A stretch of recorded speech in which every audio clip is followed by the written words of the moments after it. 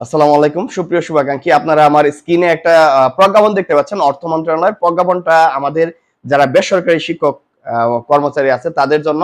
বিষয়টা হচ্ছে যে যারা বেসরকারি স্কুল কলেজে কর্মরত আছে, বেসরকারি শিক্ষকদের জন্য, যারা নবম গ্রেডের উপরে, মানে নবম গ্রেড, অষ্টম গ্রেড, ষষ্ঠ গ্রেড, যেমন আপনার যারা সিনিয়র স্কেল পাইছে তারা নবম গ্রেডে আছে, যারা হেড প্রতিষ্ঠান প্রধান আছে তারা ষষ্ঠ গ্রেডে আছে, অনেকে পঞ্চম গ্রেডে আছে, সহকারী প্রধান শিক্ষক তারা অষ্টম গ্রেডে আছে। তার মানে নবম গ্রেডের 1 থেকে নবম গ্রেডে বেসরকারি শিক্ষকদের তাদের 1 জুলাই থেকে কার্যকর হবে বেসিকের 10%।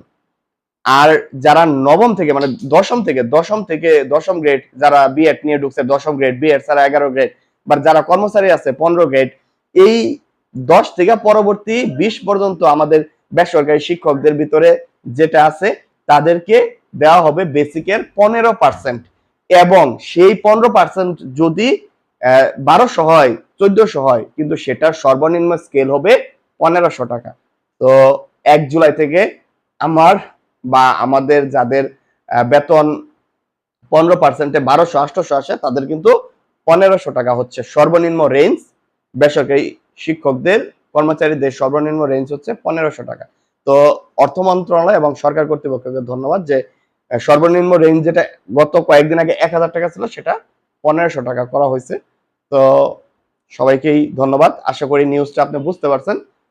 ভালো লাগলে অবশ্যই শেয়ার দিবেন, বা যদি সাপোর্ট দেওয়ার মতো হয় যে আমাকে সাপোর্ট দিবেন, তাহলে অবশ্যই কমেন্টসে জানিয়ে যাবেন।